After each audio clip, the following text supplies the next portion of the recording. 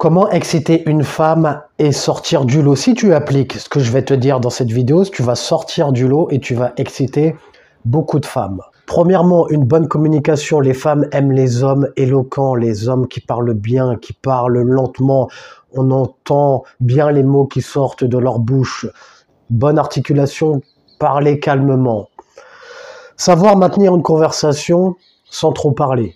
Il y en a beaucoup qui font l'erreur de vouloir impressionner parce qu'on a peur des blancs, etc. Vouloir parler, impressionner plus qu'elle, plus qu'une pipette. Oui, il y a de fortes chances lors d'une entrevue avec une femme que tu parles plus qu'elle, surtout en début de relation, notamment si tu tombes sur une femme timide, réservée, qui a besoin d'être en confiance ou quoi que ce soit, pour qu'elle s'ouvre. La plupart des femmes ont besoin de se sentir à l'aise. Parfois, tu tombes, c'est vrai que je dis souvent, les femmes parlent comme des pipelettes. Or, quelquefois, tu tombes sur des femmes qui parlent pas beaucoup. Et c'est plutôt chiant puisque c'est à toi de tout alimenter. Donc, pour pouvoir faire en sorte qu'elles alimentent la conversation, qu'elles s'ouvrent, poser des questions ouvertes, faire preuve d'écoute active.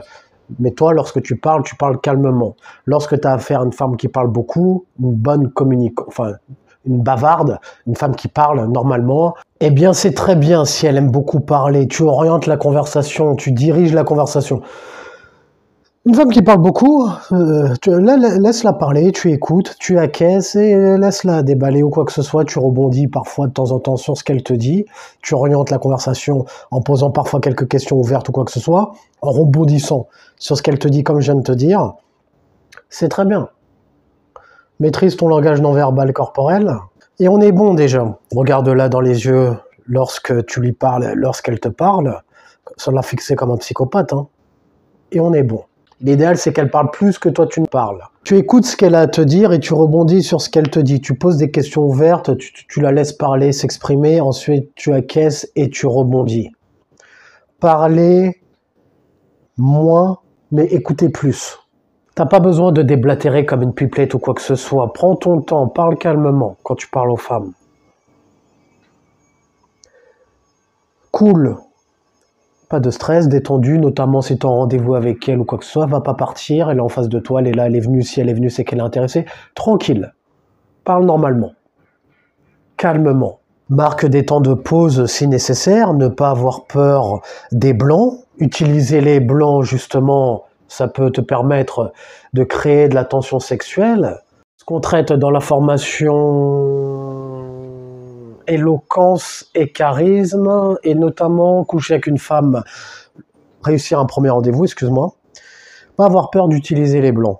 Ça lui laisse de l'espace pour qu'elle puisse s'investir, ça crée de l'anticipation. Donc quand tu communiques, parle normalement, calmement, fais attention à bien prononcer tes mots, à parler correctement, à jouer avec les intonations, etc. Donc ça, c'est plus dans la formation éloquence qu'on parle de ça. Donc tranquille, écoute active, tu écoutes autant que tu ne parles. Voire plus, question ouverte, elle parle, tu rebondis sur ce qu'elle te dit, ça permet d'avoir une communication fluide.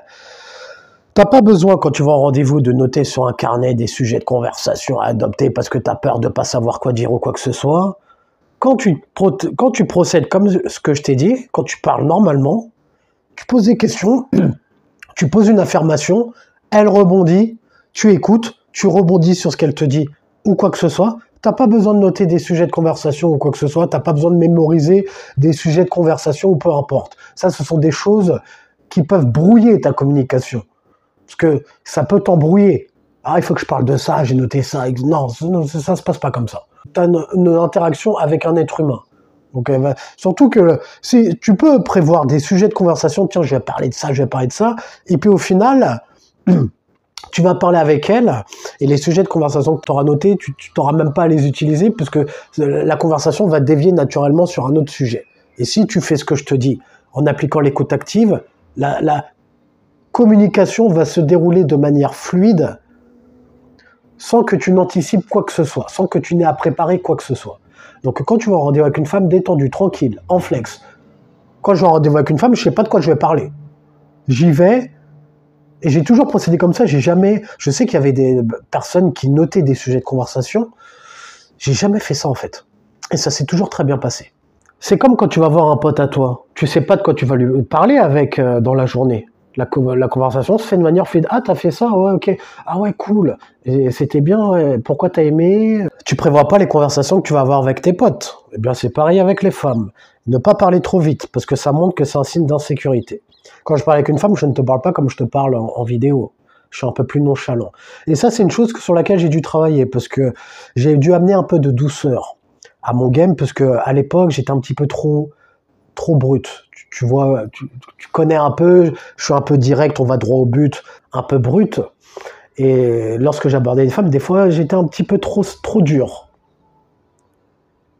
J'ai dû amener un petit peu de douceur à mon game. Quand j'aborde les femmes, notamment. Surtout, tu abordes une femme qui te connaît pas, tu vois. Je voulais arriver en mode j'ai confiance en moi. Toi, surtout en soirée, je voulais faire le mec impactant. T'es qui, toi? Non, tranquille. Maintenant, j'amène un petit peu de douceur à mon game. À ma voix, ma façon de parler, un petit peu de douceur, pas être trop dur. Ensuite, deuxièmement, pour exciter les femmes et sortir du lot, utiliser parfois des messages vocaux en alternance avec les SMS, les messages vocaux, les vocaux, quand elle entend ta voix. Ça te permet de sortir du lot, ça permet de mettre du confort, de faire ressentir des émotions, ça te permet de sortir du lot. Après, tu peux utiliser la méthode classique, faire que SMS pour voir un rendez-vous, ça marche aussi, mais le fait d'envoyer des vocaux, ça te permet de te différencier et de sortir du lot. Il n'y a pas beaucoup de gens, d'hommes, qui font ça, et de plus, si tu envoies une vidéo où elle te voit en train de parler, après ça, fais-le quand tu es sous ton meilleur jour. Choisis des bons angles ou quoi que ce soit, parce que c'est une chose qui peut te disqualifier. C'est par exemple, tu fais une vidéo, t'es pas sous ton meilleur jour ou quoi que ce soit, t'as une mauvaise mine, ou peu importe. Bon, ça, le fait de faire des vidéos, c'est pas obligatoire. Tu peux déjà passer par le stade pour te sentir plus à l'aise, envoyer des vocaux. Elle entend ta voix, elle voit comment tu parles. Ça lui permet de se projeter. Et il y a des femmes qui le font de manière spontanée d'elle-même. Ça arrive que des fois, par exemple, tu es en train d'échanger avec une femme et d'elle-même, elle t'envoie un vocal. Donc toi, tu vas rentrer dans le jeu, ou d'elle-même, elle t'envoie une vidéo. Donc toi, tu vas rentrer dans le jeu. Et ça, c'est quand même un signe d'intérêt de sa part, parce que ça demande un investissement de sa part, d'envoyer un message vocal. Peut-être qu'elle va se rater, peut-être qu'elle va faire plusieurs essais, ou quoi que ce soit. Donc lorsqu'une femme t'envoie un vocal d'elle-même, de manière spontanée, sans que tu n'aies rien demandé, ou une vidéo, c'est quand même un bon signe d'intérêt de sa part. Il y a un investissement de sa part. Elle sort de sa zone de confort pour toi. Donc ça, elles font pas ça avec n'importe qui, à moins qu'elle soit vraiment à l'aise ou que elle fasse ça comme si elle te parlait, ou comme si elle changeait de culotte ou quoi que ce soit, de manière naturelle. C'est quand même un bon signe d'intérêt. De ce que j'ai pu remarquer, les femmes qui font ça d'elles-mêmes, je les ai revues et elles étaient fort intéressées. Parce qu'elles savent que c'est quelque chose qui va les faire sortir du lot. Donc elles le font avec des hommes qui sont réellement intéressés. Non, excuse-moi. Elles le font avec des hommes dont elles sont par qui elles sont réellement intéressées. Comme je t'ai dit, c'est un bon signe d'intérêt. Parce qu'elles savent très bien que lorsque tu fais ça, toi, tu vas te dire, ah ouais, effectivement, quand elles me font ça, je me dis, ah ouais, tu sors du lot, toi. Intéressant. T'es à l'aise pour parler, t'as l'air d'avoir une certaine confiance en toi, même si c'est pas un signe qu'on recherche chez une femme, ça sort quand même de l'ordinaire. Ça permet de se différencier, contrairement au message smiley derrière son écran ou quoi que ce soit. C'est pas obligatoire, mais ça rajoute un petit peu de piment de faire ça. Tu peux la jouer classique, comme je t'ai dit, mais tu peux le faire également. Comme tu sais, les femmes sont émotionnelles.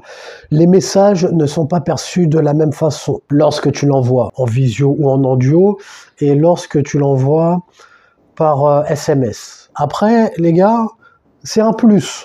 C'est un plus, c'est pas une obligation. La méthode classique fonctionne également. Si tu as envie de t'exercer à cette pratique, tu peux le faire. La dernière fois, je vous ai envoyé un extrait d'échange SMS que j'avais vu avec une femme que j'avais revue j'avais utilisé des vocaux. Si tu veux, je te mets la vidéo ici. Donc c'est pour ça que je vous dis, travailler sur l'éloquence. Les femmes aiment les hommes qui parlent bien ou quoi que ce soit. Donc si besoin, tu as ma formation sur l'éloquence pour pouvoir t'aider à créer ce cadre plus personnel et plus confortable, avec une voix suave, un bon ton de voix, utiliser les bons mots de la bonne façon. Tu as tout ce qu'il faut dans la formation sur l'éloquence.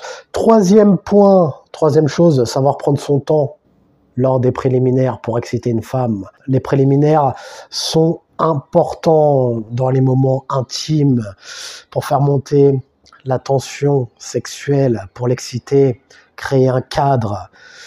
Ce que je t'explique dans ma formation, réussir un premier rendez-vous, il y a une partie sexe, une vidéo de 40 minutes, 45 minutes, où je te parle de tout ça. Je t'explique comment être un bon coup, comment utiliser les préliminaires pour bien la chauffer, comment durer plus longtemps au lit, comment la faire jouir sans forcément avoir un gros engin. Moi, les préliminaires, c'est la partie que je préfère, contrairement à la partie sexuelle. J'aime bien, je préfère les préliminaires, j'aime bien prendre mon temps. Donc ça, c'est un point fort que j'ai, les préliminaires, parce que j'aime ça. J'aime prendre mon temps quand je fais ce que j'ai à faire. Ensuite, pendant la partie intime, pendant les rapports, à savoir taper fort quand c'est nécessaire. Pas au début comme un bourrin, c'est pour ça qu'il est intéressant de bien faire monter la tension sexuelle, que ce soit la femme à un moment donné qui te dise vas-y plus fort, vas-y plus vite, etc. Qu'elle demande que ça tape fort. Tu vas pas arriver comme un bourrin et y aller comme un bourrin dès le départ, sans avoir fait monter quoi que ce soit. Ça se prépare.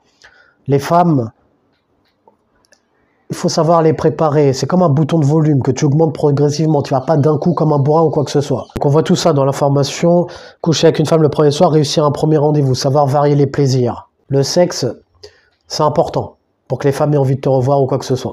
Quatrième point, comment faire pour que les femmes soient excitées par toi, te voient comme le prix, te voient comme un homme séduisant et attirant. Savoir jouer entre la balance, être trop dur et être trop mielleux, être trop doux, juste milieu. Comme je vous dis, on n'est pas là pour être trop dur avec les femmes, le délire alpha, je suis un alpha et toutes ces conneries, oubliez ça.